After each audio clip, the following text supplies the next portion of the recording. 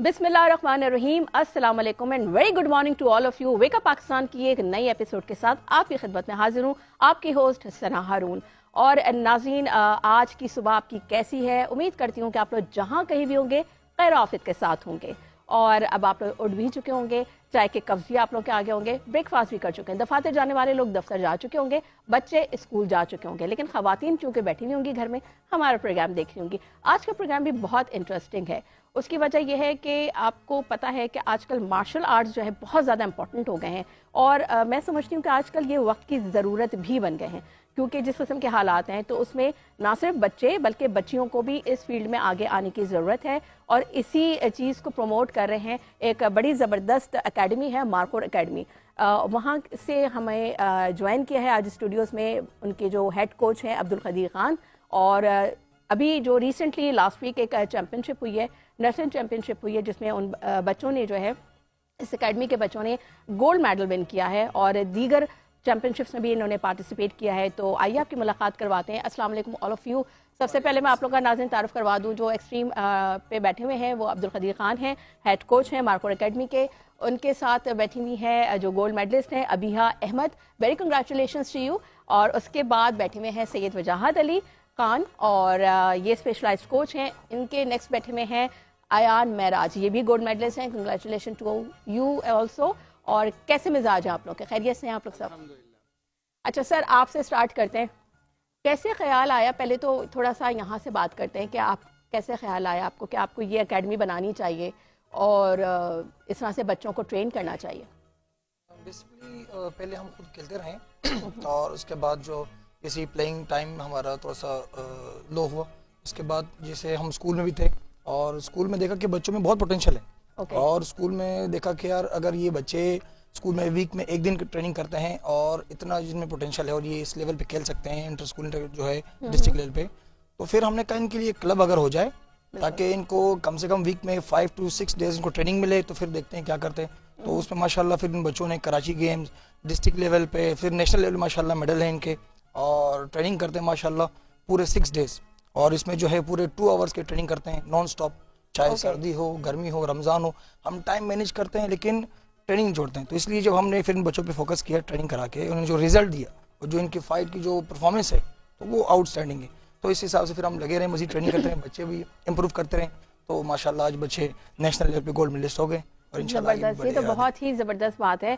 और जैसे कि आप देख रहे हैं कि माशाल्लाह से ये बच्ची, आप कौन सी क्लास में बेटा? आपका नाम बताइए। मैं वैसे बता चुकी हूँ, आप अपना इंट्रोडक्शन दीजिए।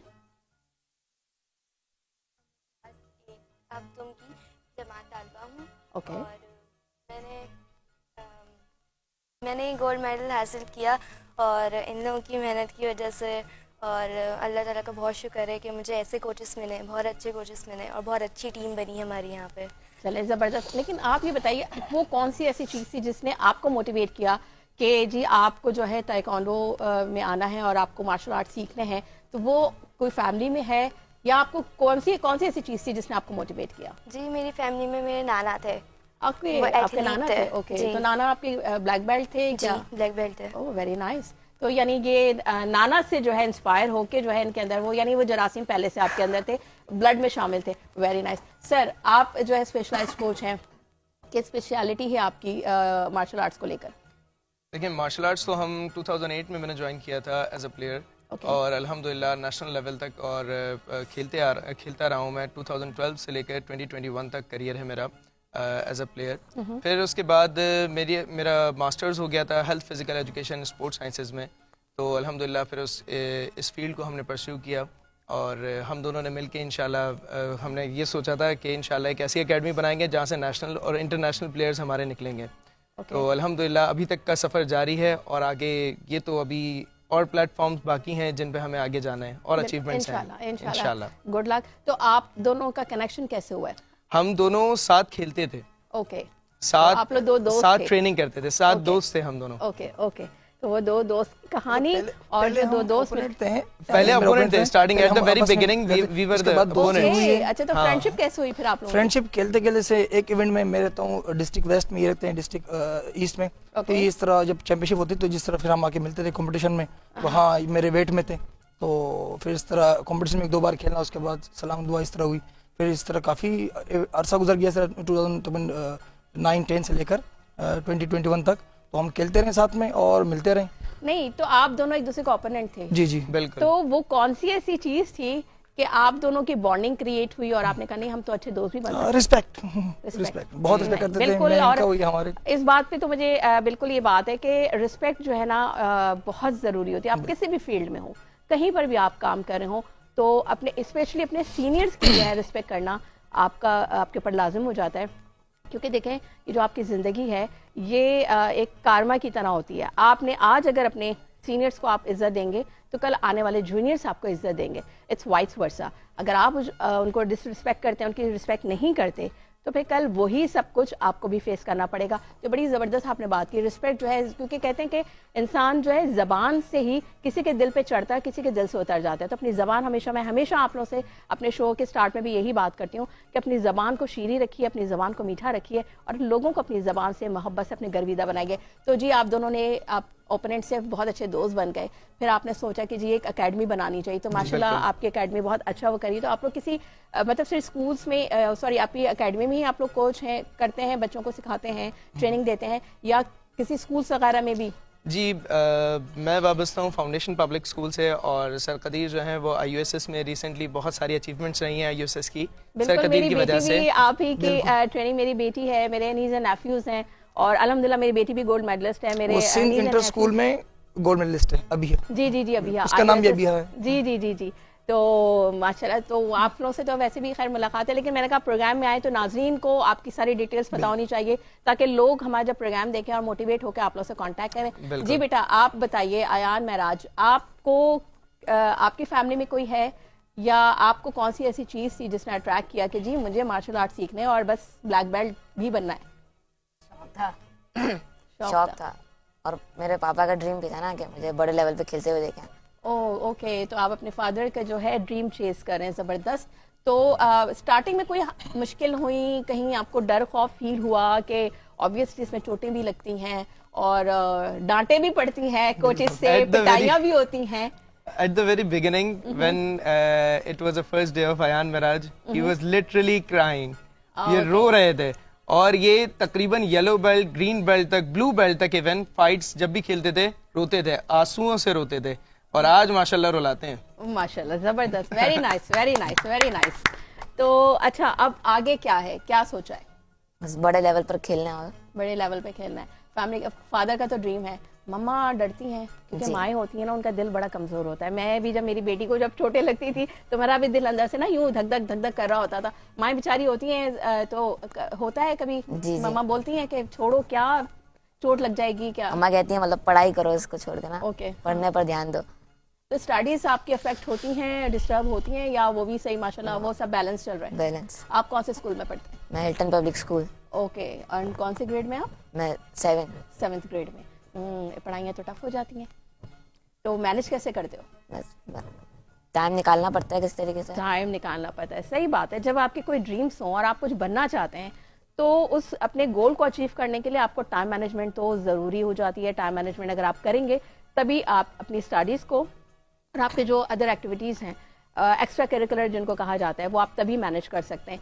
सर, अब नेक्स्ट आप लोगों का क्या है? अभी रिसेंटली जो आपकी चैम्पियनशिप है उसकी थोड़ा सा आप डिस्क्राइब करेंगे कि अभी जो लास्ट वीक आप लोग चैम्पियनशिप हुई, कौन सी कैटेगरी में इन्होंने विन किया है, और कितने आप लोगों के गोल्ड मेडल्स आए? आपकी जो एकेडमी है उसको थोड़ा सा हमारे नाज़रीन के लिए। ये जो इवेंट हुआ था ये कैडेट नेशनल था, जो अंडर 14 बॉयज़ और गर्ल्स का था, जिसमें से सिंध की टीम थी, और होस्ट भी सिंध ने किया था, और इसके साथ जो है बलूचिस्तान से टीम आई थी, इस्लामाबाद से आई थी, और इसके अलावा आई थी KPK से। तो ये 3 प्रोविंस से टीमें आई थी। इसके अलावा जो सिंध के बाकी डिस्ट्रिक्ट थे लाइक सक्कर, हैदराबाद, लाड़काना, इनकी भी टीमें आई थी। तो ये एक बच्चों के लिए एक बहुत ज़बरदस्त ये इवेंट था, और इनमें जो है इन बच्चों ने बड़ा अच्छा परफॉर्म किया। सेकंड ये कि हमारा अल्हम्दुलिल्लाह बच्चों ने जो परफॉर्म किया उसमें 4 बच्चों के गोल्ड आए। तो 2 बच्चे जो है वो अभी आ नहीं सके, इंशाल्लाह नेक्स्ट टाइम वो भी आएंगे। तो माशाल्लाह 2 यहाँ आए और 4 माशाल्लाह गोल्ड मेडल हैं। आउट ऑफ 16 वेट कैटेगरीज, मतलब टोटल 16 वेट कैटेगरीज थी, जिसमें से अल्हम्दुलिल्लाह 4 बच्चे हमारे गोल्ड मेडलिस्ट हैं। माशाल्लाह, जबरदस्त। पूरे पाकिस्तान से टीम्स आई हैं जिसमें। वेरी नाइस, वेरी अभी नाइस। जो है वो -48 कैटेगरी में, और आयान जो है -38 kg में। जबरदस्त भाई।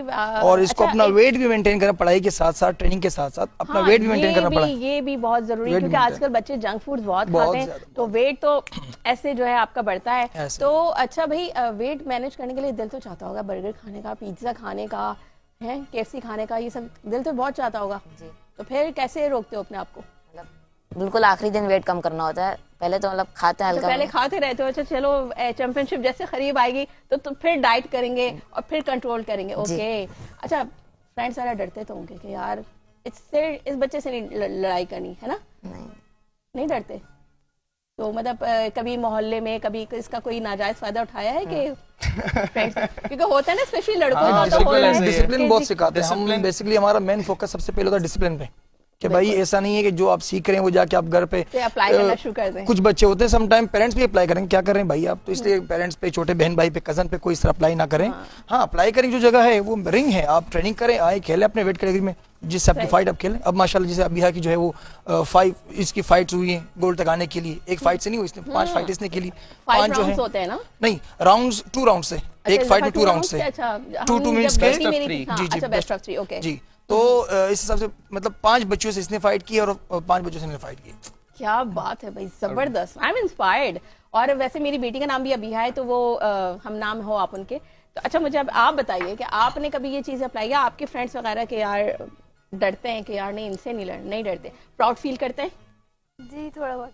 थोड़ा बहुत। अच्छा, स्कूल के टीचर्स क्या कहती हैं? स्कूल की टीचर्स, मेरी टीचर जो हैं, मेरी क्लास टीचर, वो तो बहुत इंस्पायर है। वो कहती हैं कि मुझे मतलब स्कूल में भी जब विन करो तो ज़रूर लेकर आना मेडल्स वगैरह। हाँ, मुझे भी बताना कि कैसे तो हुआ। आप लोगों का मतलब वो पिक्चर सेक्शन होता है, सेशन होता है स्कूल में? नहीं, अभी कि तो ज़ाहिर फर्स्ट स्कूल के टाइम लिए- बताया था हमें स्कूल। अच्छा, तो आप क्यों नहीं बोलते कि आपके स्कूल में भी आप बोले ना कि हमारे सर को बुलाएं और बाकी बच्चों को भी सिखाएं? अपने स्कूल मैनेजमेंट से बात कांटेक्ट करें। किया है इनके प्रिंसिपल ने। बाकी इतने मासूमियत से बोलने वाले बच्चों से कौन डरेगा? देखा नहीं आपने इनका बोलने मुझे का तो स्टाइल? मैं वही मुझे वैसे हैरत हो रही है कि ये बच्चे, क्योंकि आपने जब वीडियोस मुझे भेजी थी और उस पर जो मैं देख रही थी वो क्या किक्स पड़ रही थी। अच्छा, मुझे ये बताइए कि ये जो पॉइंट्स होते हैं, मुझे तो ज़ाहिर है पता है, थोड़ा बहुत डिटेल नहीं पता, लेकिन हमारे नाज़रीन के लिए बताइए जो पॉइंट्स होते हैं, जैसे शोल्डर पे है, हेड पे मारने के सबसे ज्यादा आई गेस शोल्डर पे बेसिकली शोल्डर पे पॉइंट नहीं होते बेसिकली। अच्छा, shoulder points नहीं होते, बॉडी पॉइंट है 2 पॉइंट। अगर हम स्ट्रेट किक मारे, लाइक सीधे से किक खेलें, हाँ। तो उसके 2 पॉइंट्स है। और अगर इस तरह स्ट्रेट हम खेलें हेड पे, तो उसके 3 पॉइंट है। तो Okay. इसके अलावा बैक पे, शोल्डर पे, नेक पे यहाँ पर पॉइंट नहीं है, हेड पे है। और हेड पे 3 है, बॉडी पे 2 है। और अगर हम टर्निंग कोई किक करें, लाइक 360 है और जंप बैक है, बैक किक है या स्पिन किक है टर्निंग वाली, तो उसके 5 पॉइंट हेड पे है और बॉडी पे 4 पॉइंट है। ओके। ट्रंक है इसमें बेसिकली इतना, ये एब्डोमिनल का जो एरिया है, ये रीजनल एरिया है, इसमें आपको 2 पॉइंट्स मिलेंगे स्ट्रेट किक मारने के। और टर्निंग के बाद मतलब आफ्टर टेक अ टर्न, अगर 360 लेके आप 360 किक लेकर, मारते हैं, बिल्कुल, तो उसमें आपको 4 पॉइंट्स 360 है, बैक किक है, स्पिनिंग किक है, बहुत सारे किक्स हैं। और एक तो स्पिन किक अयान महराज ने की है, जो कि मोमेंट बन गया एक, यानी नॉकआउट किया इसने फाइट के लिए, वो फाइट फिनिश।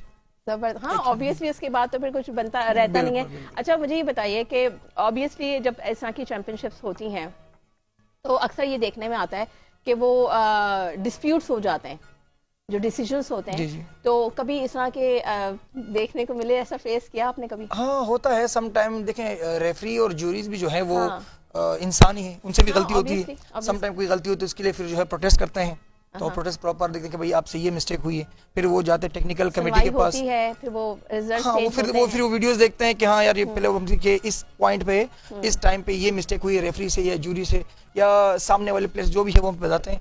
फिर वो वीडियो देखते हैं, उसके बाद प्रोटेस्ट एक्सेप्ट होता है। तो वो देखने के बाद फिर डिसीजन जो है दोबारा लिया जाता है। इफ यू रिमेंबर, अबिहा का जब हुआ था तो सभी उन्होंने इशारा अबिहा की तरफ किया था, वो नहीं हुई, उन्होंने दूसरे को विन करा जो दिया रेफरी थी वो कर दिया था। वो तो हाँ, आपने इस ही तरह की वीडियो चीज़ें- बनाई हाँ, थी, हाँ, आपके पास वो वीडियो तो थी, इत्तेफाक उससे नहीं, काम हो और गया वो था। भी कि मैंने वीडियो बना ली थी तो उसमें कैप्चर हो गया, तो फिर मैंने आपको अप्रोच किया कि नहीं, बिल्कुल। इसमें तो वो वरना तो अगर मैं आपको नहीं बनाती वीडियो तो मुझे भी नहीं पता नहीं पता चलता चलता। तो ऐसे। इस तरह की मिस्टेक्स हो जाती हैं। जी, जी। तो अच्छा, और जैसे ही आपने वीडियो दिखाई, फिर हमने बात की, जी, उस जी, वीडियो पे बिल्कुल। देख के तो डिसीजन उन्होंने चेंज हो गया decision था। चेंज हो गया था, बिल्कुल। तो विच इज गुड कि हाँ, ऑब्वियसली ह्यूमन एरर तो है और बंदा बशर है, मिस्टेक्स हो जाती हैं, but the good thing is कि आप उस मिस्टेक्स को मान लें और उसका रिजल्ट अगर चेंज हो, वरना फिर वहीं से अगर नहीं मानेंगे तो फिर मसला होगा। मसला मेन चीज होता ये है। कि इंसान जितना भी उसको जो है, इंसान के पास इल्म हो, उस इल्म का अगर तकब्बुर है तो वो फिर आप बेकार, मतलब मुझसे गलती हो ही नहीं सकती, तो आप इंसान ही है ना फिर।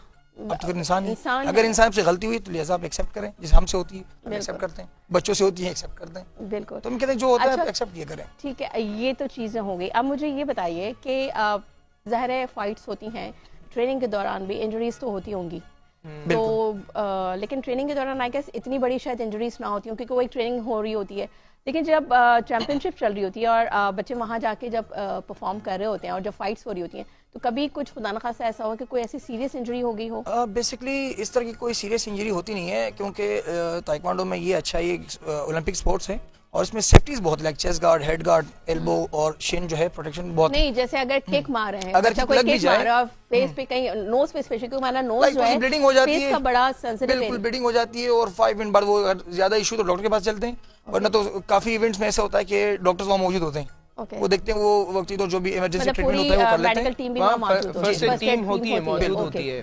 फर्स्ट एड टीम भी मौजूद होती है। नाज़रीन, बड़ा मज़ा आ रहा है मुझे तो, बच्चे भी माशाल्लाह से बड़े एनर्जेटिक है, लेकिन आप लोगों को देख के वाकई मुझे बिलीव नहीं हो रहा कि आप लोग इतनी ज़बरदस्त फाइट कर सकते हैं, क्योंकि मैं वीडियोस देख चुकी हूँ इसलिए मैं बिलीव कर सकती हूँ। नाज़रीन, यहाँ लेंगे एक ब्रेक से वापस।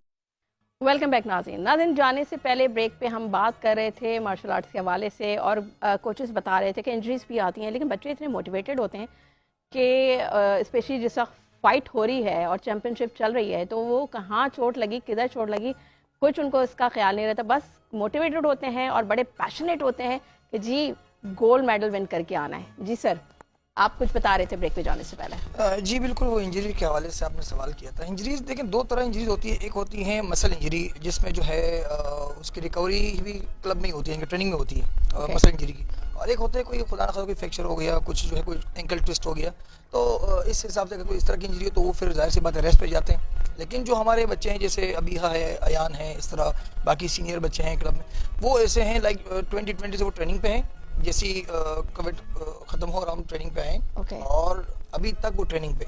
तो ऐसा नहीं है कि कोई इंजरी हुई और वो घर बैठे हैं, तो इंजरी में रह के ट्रेनिंग करनी होती है। हाँ, कुछ इंजरी ऐसी है जिसके लिए फिर हमें रेस्ट की ज़रूरत होती है कि अब रेस्ट है तो फिर रेस्ट पे कराइए। जैसे अभी अयान की सिस्टर है किंजा, उसको लाइक इंजरी हुई थी, एक एंकल जो है उसका ट्विस्ट हो गया था, फ्रैक्चर भी होता उसको, तो वो 1 मंथ रेस्ट पे रही, उसके बाद वापस ट्रेनिंग, और माशाल्लाह भी खेल रही है। तो ट्रेनिंग है लाइक एक तो स्पोर्ट्स में जाहिर सी बात है कि इंजरी तो होगी, तो ऐसा नहीं है कि आप स्पोर्ट्स हो और आपको इंजरी ना हो, कोई वीडियो गेम तो हम नहीं खेल रहे, तो इंजरी है, इंजरी को भी फेस करना है। नहीं, ऑब्वियसली, और जो जिस चीज़ का आप ट्रेनिंग दे रहे हैं यानी मार्शल आर्ट्स की, तो ऑब्वियसली इसमें तो इट्स इम्पॉसिबल कि कभी कोई इंजरी ना हो। ऑब्वियसली आप फाइट कर रहे होते हैं, लग जाते बच्चों को इंजरी मैनेजमेंट भी सिखाते हैं जब Okay. हम क्लब में तरबियत करते हैं अपने बच्चों की, तो सिर्फ ऐसा नहीं कि सिर्फ ताइक्वांडो ट्रेनिंग हो रही है, दैट्स इट नहीं, वेलबींग, हर चीज़, हाँ, एवरीथिंग। बच्चे इमोशनली वेलबींग हो, बच्चे सोशली वेलबींग हो और मेंटली स्ट्रांग हो,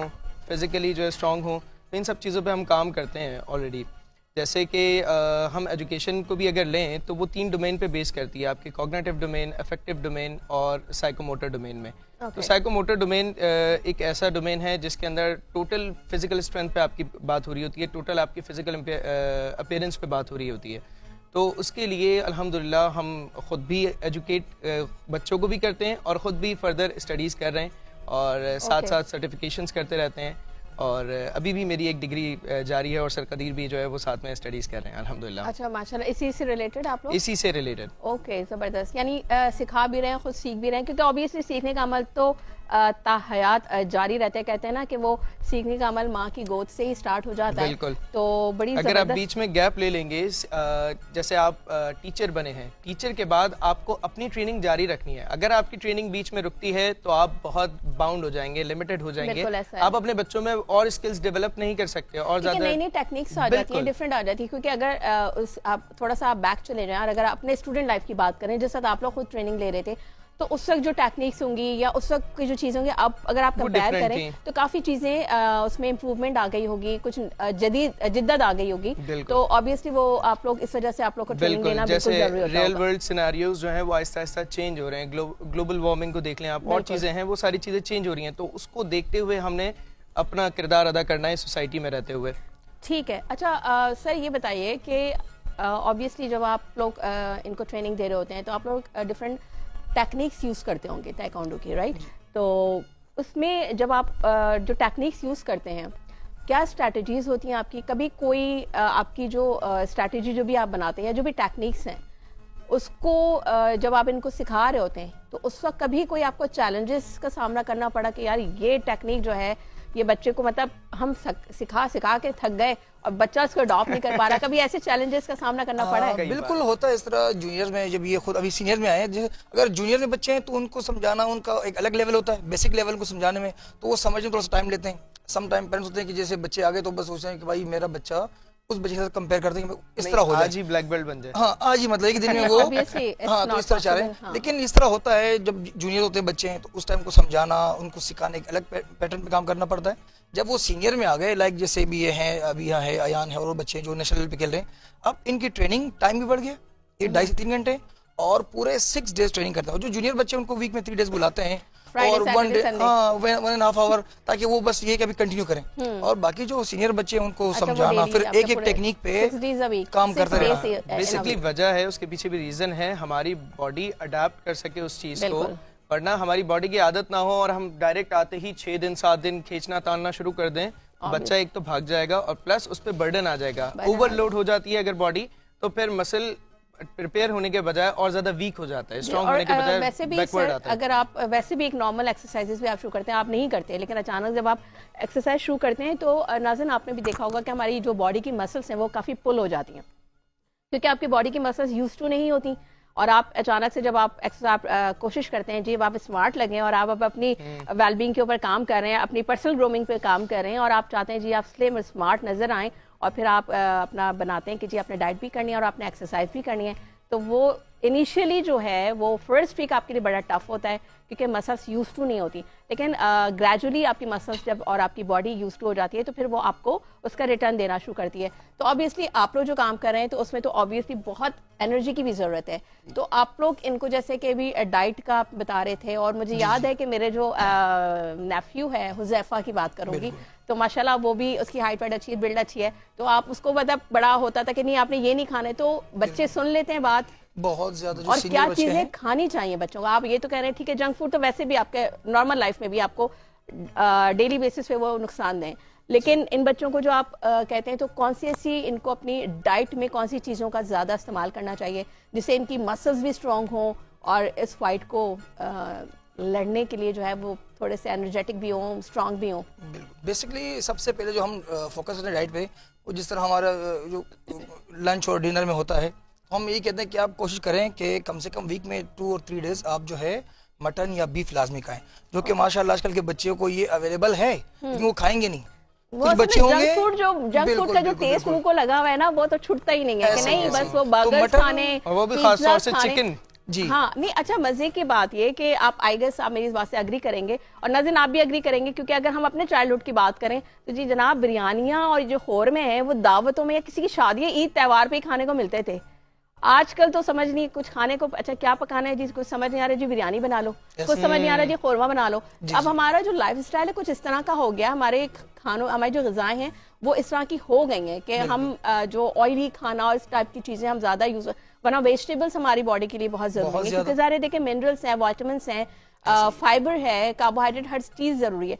लेकिन आप लोग कार्बोहाइड्रेट से मना करते हैं कि जी रोटी और कार्बोहाइड्रेट जो है वो उसकी हम उसकी इंटेक थोड़ी सी कम करवा देते हैं, प्रोटीन इंटेक हम बढ़ा देते हैं। हाँ। प्रोटीन बेसिकली हमें सबसे ज्यादा मसल डेवलपमेंट के लिए चाहिए होती है, तो प्रोटीन की इंटेक बढ़ाते हैं हम और ज़्यादा से ज़्यादा फाइबर इंटेक करवाते हैं ताकि वो ज़्यादा देर तक उनके स्टमक में जो है वो रहे और बच्चे को जल्दी जल्दी भूख ना लगे, लगती है ना, वरना वो भूख जल्दी, क्योंकि ज़ाहिर है माशाल्लाह वेट बढ़ते कम करने बच्चे के लिए ये काम करते हैं। और जब वेट बढ़ाना होता है तो हम कार्बोहाइड्रेट कार्ब्स को थोड़ा सा बढ़ा देते हैं और गुड फैट परसेंटेज बढ़ा लेते हैं, तो इन चीज़ों को हम बढ़ाते हैं डाइट में, तो ये अल्हम्दुलिल्लाह फिर सेटल डाउन हो जाता है। अच्छा आपने फाइबर और कार्बोहाइड्रेट्स की बात की, क्योंकि मैं भी डाइट पे थी तो मैं इन चीज़ों, क्योंकि प्रोटीन जो है if I am not mistaken, protein हमारी बॉडी के लिए इसलिए भी ज़रूरी होते हैं कि जो हमारे जो फैट है और उसकी कंजम्पशन में वो बहुत ज़्यादा, जब आप उसको डाइजेशन प्रोसेस में जाता है, आप जब अगर प्रोटीन ले रहे हैं तो आपकी मसल्स भी बहुत ज़्यादा यूज़ होती हैं और आप, लेकिन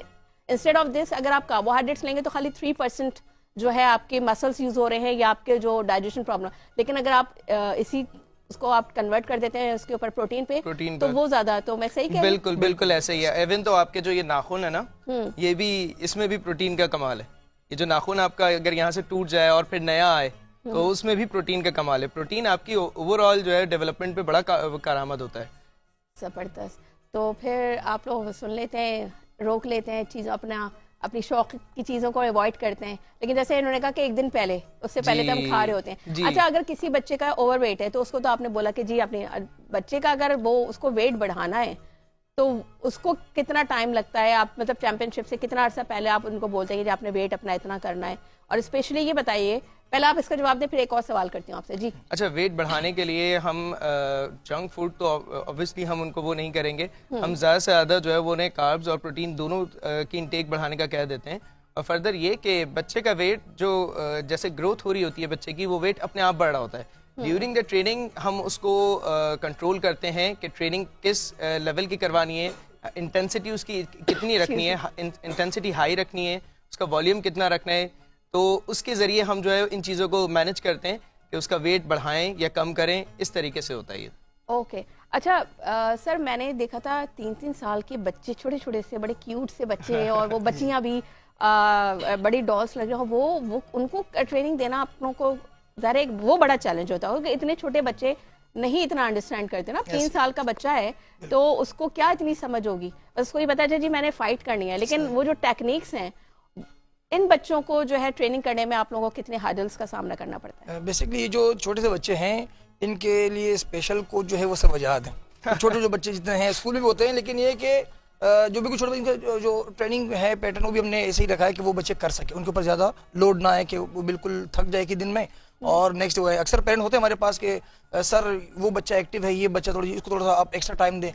तो हम कहते हैं भाई अगर हमने एक्स्ट्रा टाइम दे दिया तो ये आज तो कर लेगा, ये कल से नजर नहीं आएगा। वो बोलेंगे इतना ट्रेनिंग करा रहे हैं, तो लिहाजा टाइम चाहिए छोटे बच्चों को। प्लस उनका फिर कंपटीशन भी लो है, लाइक छोटे बच्चों को अपने वेट के हिसाब से फाइट होती है, तो इतनी कोई इंजरी भी नहीं होती। तो इसलिए हम जितना बच्चा कर सके उतना ही कराते हैं, ज्यादा फोर्स नहीं करते। उनकी मार्किंग किस तरह से होती है? उनकी मतलब जो ज्यूरी है या जो जजेस होते हैं, तो उनकी मार्किंग का क्या हिसाब किताब है? बड़ों की तरह से ही होती है? क्राइटेरिया सेम है, बस ये होता है कि उनका जो पावर लेवल है वो कम होता है। जैसे इलेक्ट्रॉनिक पे जा रहे हैं हम आहिस्ता आहिस्ता। पाकिस्तान में तो खैर अभी हम थोड़ा सा पीछे हैं, पाकिस्तान ताइक्वांडो फेडरेशन की तरफ से जो है ये इलेक्ट्रॉनिक गियर्स उन्होंने इक्विप किए हैं। बाकी जो ऑल ओवर द वर्ल्ड है वो इलेक्ट्रॉनिक गियर्स वो पहनते हैं ना, तो उसमें पावर लेवल बहुत कम होता है किक का। इसके जरिए जो है वो उसकी बस अप एंड डाउन उनका लेवल कर देते हैं। बाकी फर्दर ये कि छोटे बच्चों के साथ ना उन्हीं के लेवल पे जाना पड़ता है हमें, मतलब उन्हें मुस्कुरा के ही देखना है हमेशा। उन्हें कभी गुस्सा आता है कि नहीं, क्या छोटे बच्चों पे गुस्सा नहीं आता और अच्छा बड़े बच्चों पे तो आता होगा? नहीं, सर को गुस्सा आता है, मैंने देखा है, लेकिन वो गुस्सा सर को जब आता है जब सर ट्रेनिंग कराते हैं, वो बच्चे इनकी बात सुनते हैं, आपस में कांटेक्ट है। जब पेरेंट्स इंटरफेयर करते हैं ना, तो मैंने सर को नोट किया है, सर बोलते हैं कि भाई जब बच्चे मेरी बात सुन रहे हैं तो गुस्से का पारा तो दो कोच कैसे हो सकते हैं? बेसिकली पेरेंट जब बीच में इन्वॉल्व होता है ना, तो क्या होता है जो स्टूडेंट और टीचर का कनेक्शन है ना वो टूट जाता है, वो बीच में डिस्टर्ब होता है, तो फिर प्रॉब्लम आती है हमें ना। और इवन दो ये कि जो छोटे बच्चे हैं ना वो पेरेंट्स से ज्यादा हमारी सुनने लगते हैं। इवन दो पेरेंट्स कहेंगे बेटा ये खा लो, वो नहीं खाएंगे, हम बोलते बेटा ये खाना है, वो नेक्स्ट डे बोलते मम्मा दे दो, तो वो खाते हैं फिर। तो वो हमारी सुनते बच्चे, तो पेरेंट्स को नहीं सुनते। बहुत से बच्चों का ये कि जैसे आपने कहा कि आप कहते हैं कि प्रोटीन इंक्रीज करें आप अपने डाइट में, बच्चे नहीं खाते गोश्त, चिकन खा लेंगे, लेकिन चिकन भी उस सूरत में खाएंगे कि बर्गर्स के अंदर हो, पिज्जा के अंदर हो, तो खा लेते, वरना चिकन जो आजकल की हमारी है वो ब्रॉयलर है, आपको पता है, तो उसके जो है वो फायदे से ज्यादा और उल्टा नुकसान में आ जाते हैं। एग्जैक्टली, ऐसा है बिल्कुल। अच्छा सर, ये बताएं कि जैसे कि मैं अगर अपने एक्सपीरियंस की बात करूं तो जैसे कि मेरी एक ही बेटी है जी, तो फिर जैसे मैंने अभी पहले भी कहा था शो के आगाज में कि माएँ होती हैं तो उनका दिल बड़ा वो होता है, तो जाहिर है कि वो हमने तो अपनी बेटी को एक थप्पड़ तक नहीं लगाया और पता चल रहा है वो बच्ची पिट के आ रही है तो वो बड़ा वो होता था। जैसे मैंने आपसे भी एक दफा मैंने कहा सर उसके कान पे लग गई थी, नहीं वो ट्रेनिंग का हिस्सा है, कुछ नहीं होता। तो इस तरह का भी आप लोगों को चैलेंजेस पेरेंट्स से, खैर मैंने तो आप लोगों को शायद इतना तंग नहीं किया। हाँ, आपने कम किया काफी। बिल्कुल, असल में होता ये है कि जब हमें पता है इन बच्चों को हमने ट्रेनिंग करा के आगे फाइटिंग पे ही ले जाना है, तो इनको थोड़ी सी बॉडी कंडीशन करानी पड़ती है। जैसे अभी यहाँ यानी अभी बैठे हुए, अगर इनको यहाँ खड़े करें और इनके स्टमक पे हम पंचिंग किक करें पावर से, इनको कुछ भी नहीं होगा, ट्रेनिंग हो चुकी है। लेकिन जब ट्रेनिंग हो रही थी उस दौरान जब हम किक करते हैं इनकी बॉडी पे, तो पेरेंट्स जब वहां से देखते हैं कि यार तो मार रहे हैं, क्या हो रहा है, तो भाई कंडीशनिंग है। हालांकि फिर ट्रेनिंग में गर्ल्स बॉयज का कोई कॉन्सेप्ट नहीं हमारे यहाँ, सिर्फ ये है कि जी जब खेलते तो मेल फीमेल अलग होते हैं, ड्यूरिंग ट्रेनिंग गर्ल्स बॉयज एक बराबर ट्रेनिंग करो भाई। मैं इसी पॉइंट पे आ रही थी अब सर। जैसे अयान की, सॉरी आपकी बात काट रहा हूँ, कि अयान की जो मदर है स्पेशली, इनकी एक सिस्टर है किंजा, उसका ये एंकल का इशू रहा है काफी। तो एक दिन ट्रेनिंग में कोई इतनी हार्ड ट्रेनिंग नहीं होती, कोई नॉर्मल सी रूटीन की ट्रेनिंग थी, उसमें इसका एंकल ट्विस्ट हो गया। तो हम लेके गए हॉस्पिटल। अच्छा, पहले मैंने उनके पेरेंट्स से कहा, फादर से कहा कि आप इनको ले जाएं। वो लेके गए, तो मैंने कहा यार सर वजह से चलो चलते हैं, देखते हैं क्या हो रहा है क्या नहीं हो रहा। तो हम जब फ्री हो गए ट्रेनिंग से, तो जब गए वहाँ पर, अच्छा इनके फादर वहाँ बैठ के रो रहे हैं और मदर वहाँ अलग बैठ के रो रही है। अरे क्या हुआ जी? वो एंकल ट्विस्ट हो गया। तो मैं कहूँ तो हमें पता है, हमें तो आपको हॉस्पिटल भेजा है। डॉक्टर ने क्या कहा जी? गए कुछ भी नहीं, बच्ची अपने पैरों पे आई और ये रो रहे हैं। तो इतने पेरेंट्स इमोशनल बहुत ज्यादा होते हैं, बहुत ज्यादा। लेकिन ये कि माशाल्लाह जैसे इनकी परफॉर्मेंस फाइट में आती है कि सामने वाली बच्चे की फाइट होती है, इतना हार्ड ट्रेनिंग करने के बाद सामने बच्चे थक जाते हैं, कम ट्रेनिंग करने की वजह से छुट्टियां बहुत करते हैं अपने क्लबों में। लेकिन इनको हमने ऐसे नहीं छोड़ा। रमजान में हमने लेट नाइट ट्रेनिंग की है। अब सर्दी है, इसको मैं यही कहता हूँ इन बच्चों को कि सर्दी है, तमाम बच्चे गर्म बिस्तर में बैठे हुए, गरम गरम सूप पी रहे होंगे, और आप जो है यहाँ क्लब में आके ट्रेनिंग कर रहे हैं, और गर्मी है तो बॉडी तो वार्म अप हो जाती है ना। बिल्कुल बिल्कुल हो जाती है, लेकिन वहाँ से घर से यहाँ तक आने वाला कष्ट, वो हिम्मत करते हैं। वो बड़ा हिम्मत का काम है, क्योंकि once you leave the house तो वो फिर समझे आप हो जाते हैं, लेकिन वहाँ से निकलना ही एक बड़ी बात है। वो चैलेंज है। सबसे बड़ी बात बच्चों को लाने वाले उनके लिए भी बड़ा। हम ट्रेनिंग करते हैं 2-2.5 घंटे, सर्दियों में भी हम ट्रेनिंग करते 2-2.5 घंटे। हम तो रमजानों में किस पेरेंट्स बेचारे जो है, का सिलसिला होता है, तो पेरेंट्स कभी ऑब्जेक्शन नहीं करते कि भाई रमजान नहीं। असल में जो जूनियर बच्चे हैं, छोटे बच्चे, उनका हम रखते हैं अफ्तार से पहले, वो शाम में ट्रेनिंग करके चले, क्योंकि ट्रेनिंग कम होती है, इनकी ट्रेनिंग ज्यादा होती है। अगर अफ्तार से पहले को बुलाएं, आपसे वही पूछना चाह रही हूँ, क्योंकि पेरेंट्स की तरफ से कभी कोई ऑब्जेक्शन का सामना नहीं करना पड़ा। पेरेंट्स जो है बेसिकली इन बच्चों को हुआ है, पूरे 4-5 साल बच्चों को हो गए, 4 साल का अरसा है जो ये नेशनल लेवल पहुंचे, ये 1 महीने में नहीं पहुंची, कुछ 4 साल लगे। तो इस 4 साल में पेरेंट्स ने देखा है कि भाई आगे कंपटीशन है, तो फिर वो कंप्लेन नहीं करते हैं। सम टाइम ऐसे सर हम छोड़ के जा रहे हैं, हम लेने आएंगे, ठीक है जी, तो ट्रेनिंग हम नहीं छोड़ सकते, चाहे सर्दी हो, गर्मी हो, रमजान हो। ईद के लोग बच्चे ईद मनाते हैं, हम ईद के third day training, Eid party के नाम पे बुलाते हैं, तो फिर वो हो गया है, बच्चों के इंटरेस्ट लेवल जो है वो थोड़ा सा होने लगता है, अटैच्ड रहे हैं, कनेक्टेड रहे और छुट्टी ना करें। और फर्दर ये कि हमने बच्चों के साथ साथ पेरेंट्स को भी ट्रेन किया है। जो जितने हमारे सीनियर बच्चे हैं, इनके साथ साथ बच्चों के साथ साथ पेरेंट्स भी अवेयर होते रहे, लेवल बाय लेवल जैसे इनका लेवल अप होता रहा है, तो पेरेंट्स को भी और ज़्यादा अवेयरनेस आती रही है कि हाँ ये चीज़ इस तरीके से होती है, अच्छा ठीक है, अब इसमें इंटरफेयर नहीं करना, अब इसमें इंटरफेयर नहीं करना। उसका रीजन भी यही है ना कि बच्चे यहाँ इस लेवल तक इसी वजह से, देखिए टू वे ट्रैफिक होता है। अगर आपका जो आप लोग कोचेस हैं और पेरेंट्स के अगर आपस में कोऑर्डिनेशन ना हो, आप लोगों की अंडरस्टैंडिंग का लेवल इस हद तक ना हो, तो ऑब्वियसली बच्चे इस लेवल पे नहीं पहुंच सकते, क्योंकि पेरेंट्स का भी अंडरस्टैंड करना बहुत ज़रूरी है, क्योंकि टेक्निक्स और इसकी पूरी ट्रेनिंग का हिस्सा होती हैं तमाम चीज़ें। थोड़ा सा दिल मजबूत करना पड़ता है स्पेशली मदर्स को कि ठीक है आप फॉरगो करें चीज़ों को और बहुत ज़्यादा पैनिक ना हो। और जब आपने ये तहिया किया है कि आपने इस फील्ड में बच्चे को डालना है, बच्चों को ट्रेनिंग दिलवानी है, और बच्चों को आपने सोचा हुआ है कि आप इंशाल्लाह नेशनल इंटरनेशनल लेवल पे आप अपने बच्चों को खेलता देखना चाहते हैं, और आप चाहते हैं कि वो गोल्ड मेडल जीत कर आएँ, आपका, आपकी फैमिली का, मुल्क का नाम रोशन करें, तो फिर आपको थोड़ा सा स्ट्रॉन्ग होना पड़ता है। सर आपसे ये पूछ रही थी कि आपने कहा कि आपके लिए मेल फीमेल का कोई कॉन्सेप्ट नहीं है, बच्चे सारे बराबर हैं, लेकिन स्टिल बच्चियां हैं, उनके बहुत से प्रॉब्लम्स ही होते हैं, छोटी बच्चियां भी, बड़ी बच्चियों के अलग डिफरेंट प्रॉब्लम्स होते हैं। तो उन चीज़ों को आप लोगों को कोप अप आप लोग किस तरीके से करते हैं? क्योंकि ऑब्वियसली प्रॉब्लम्स तो होते होंगे, क्योंकि एक बच्चे के साथ आपकी जो केमिस्ट्री होगी वो डिफरेंट होगी, बच्चियां होंगी उनके साथ आपकी केमिस्ट्री डिफरेंट होगी, तो उन प्रॉब्लम्स जब आती हैं तो कभी कोई ऐसे चैलेंजेस का सामना करना पड़ा कि आपने कहा कि नहीं यार बस दिस इज इट? नहीं, बेसिकली होता है सम टाइम, चाहे गर्ल हो या बॉय हो, यानी कि उसकी कोई, अब बच्चों को भी ऐसे हो गया कि अगर उनको फीवर भी है तो क्लब पहुंचे हुए होते हैं, उनको पता है अगर मैं जरा रेस्ट किया मैंने तो काम हो जाएगा। और हम देखते हैं अगर बच्चों को फीवर है तो हम बेटे बोलते हैं बेटा इसमें आपने भागना नहीं, रनिंग नहीं करनी, आज आप यहाँ बैठ के देख लो। अगर फीवर नहीं है, कोई खुदा ना कोई इंजरी या कोई वैसी तबीयत खराब है, तो उनको हमने एक आसान सी ट्रेनिंग दी कि भाई ये आप सेल्फ ट्रेनिंग करें, जितना आप कर सकते करते रहें, ये आपका काम है, ये आज आपका पैटर्न है, आप इस पर काम करते हैं। तो वो सेल्फ अकेले लगा हुआ ट्रेनिंग करते हैं, चाहे गर्ल हो या बॉय हो। तो इस तरह ये है कि बच्चे जो भी इशू होता है तो वो कॉन्फिडेंस साथ आके हमें बताते हैं, सर मेरे साथ ये इशू है, तो मेरे बेटा इस इशू में अपने ये ट्रेनिंग नहीं करनी और इसमें अपने ये ट्रेनिंग कर सकते हैं, तो फिर वो बच्चे इस तरह कर लेते हैं ट्रेनिंग। ठीक है, अब आप लोग का नेक्स्ट क्या मोटिव है? बस लास्ट मिनट्स रह गए, तो लास्ट कमेंट लेना चाहूंगी आप दोनों से। मोटिव बच्चों के हवाले से तो ये इंशाल्लाह, जैसे ये हमारे बच्चे हैं, इनके लिए तो पहले आप सबसे रिक्वेस्ट है कि दुआएं कीजिएगा। इंशाल्लाह मई में वर्ल्ड कैडेट चैंपियनशिप है दुबई में, इसमें पाकिस्तान की नुमाइंदगी करने ये बच्चे जाएंगे अंडर 14 एज कैटेगरी में। और सेकंड ये है कि पेरेंट्स ये रिक्वेस्ट है कि जितने आप बच्चों को किसी भी स्पोर्ट्स में डालते हैं, गूगल का दौर है, सबसे पहले आप उस बारे में थोड़ा गूगल करें कि ये स्पोर्ट्स कहाँ से रिलेटेड है, उसका फ़ायदा क्या क्या बेनिफिट है बच्चों के इसके लिए, और बच्चा इसको किस लेवल पे खेल सकता है। और जब आपने देख लिया कि हाँ ये स्पोर्ट्स है इसको, तो आप बच्चे को 5 इयर्स या 4 इयर्स इसमें डाल दें, जब तक वो स्कूल से फ्री नहीं होता, यानी मैट्रिक तक आप उसको उसमें लगा के रखें। और जैसे ही वो बड़ा हो तब तक वो आप पेरेंट्स भी समझ जाएंगे, वो बच्चा भी इंप्रूव कर जाएगा। तो उस दौरान बच्चा की स्पोर्ट्स पे लगा रहेगा, तो जब वो मैट्रिक से फ्री होगा इंशाल्लाह वो जूनियर लेवल का, अंडर 14 का बेहतरीन नेशनल लेवल का प्लेयर होगा। तो ये कि आगे जाके फिर उनके लिए जो है वो आसानियां मजीद होगी, लाइक कॉलेज में, यूनिवर्सिटी में, इसी बेस पे स्कॉलरशिप इनको मिलेगी, इनकी स्टडी भी कंप्लीट होगी। तो इस हिसाब से मैं कहता हूँ कि पेरेंट्स की हेल्प भी, अगर बच्चे खुद करेंगे पेरेंट्स की हेल्प भी है कि अगर आपको स्कॉलरशिप मिल रही है स्पोर्ट्स बेस पे तो अच्छा है। ठीक सर, बस लास्ट कमेंट शॉर्ट एक आप भी मैसेज दे दें तो फिर हम आपका शुक्रिया अदा करेंगे।